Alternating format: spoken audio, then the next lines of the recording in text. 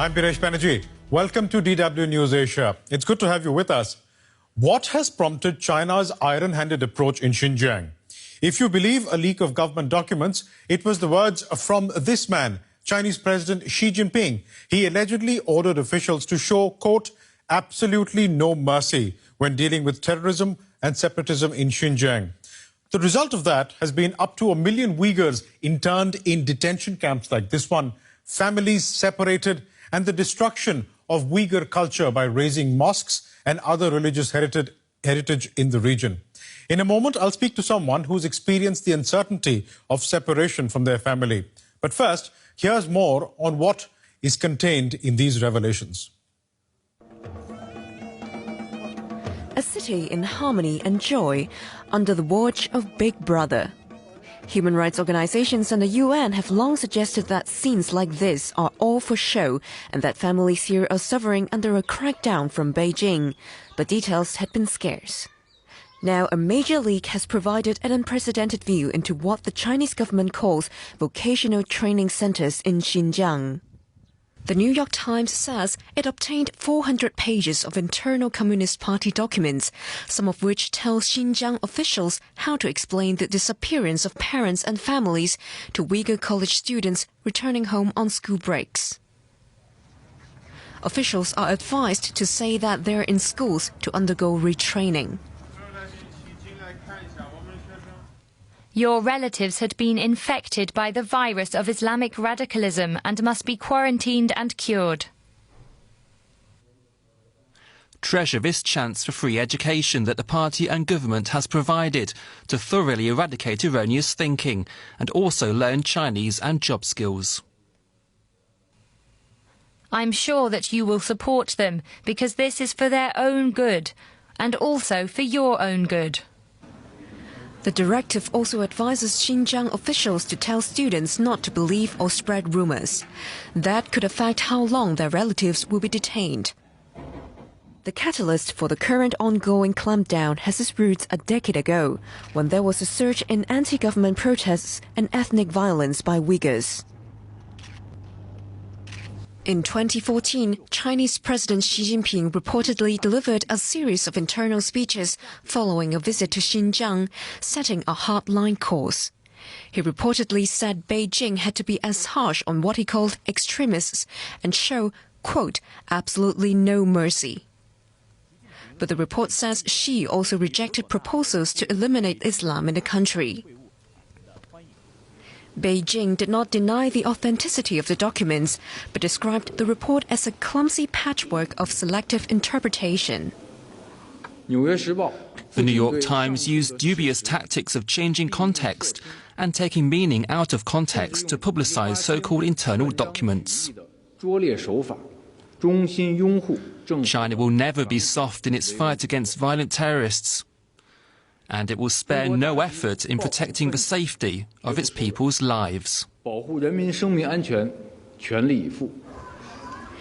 that means near-complete surveillance enhanced with AI, facial recognition and data analytics.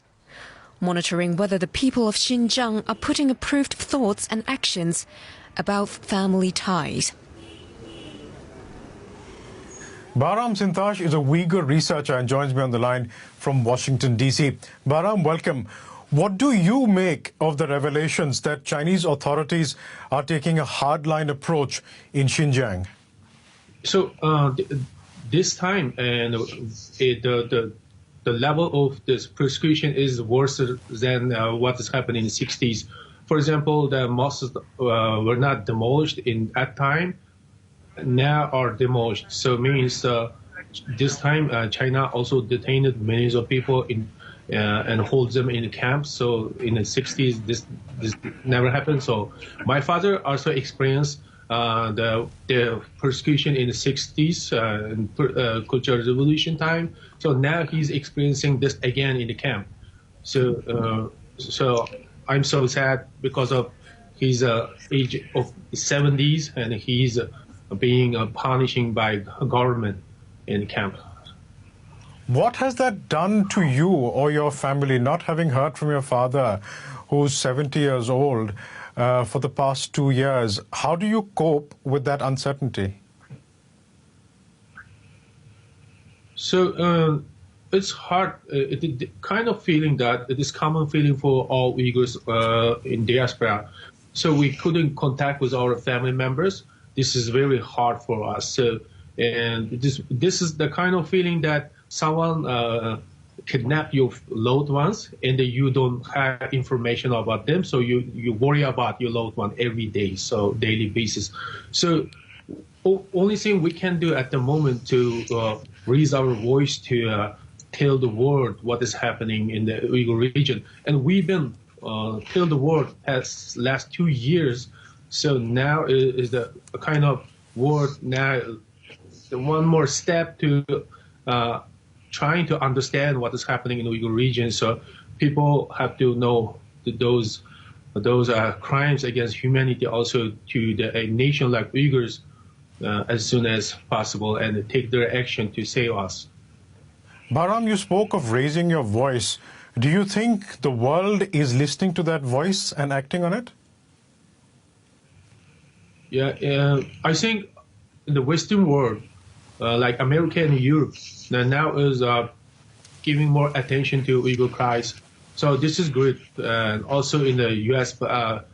politics and the government, they also close attention and concern about Uyghur cries in the Uyghur region. So now, but the Islamic world are silent on what is happening in the Uyghur region. Also, they supported China's Xinjiang policy, and they just they don't even their medias they don't cover about Uyghur cries. So this is very horrific because what is happening in the Uyghur region is the crime against Islam in the Islamic history.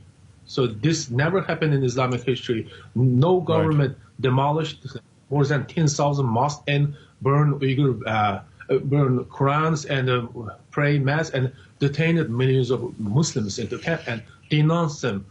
The religion also forcibly let them eat pork and believe in the Chinese government and Xi Jinping. This is crime against Islam and also world. Bahram Sintosh, thank you very much for speaking to us. Thank you.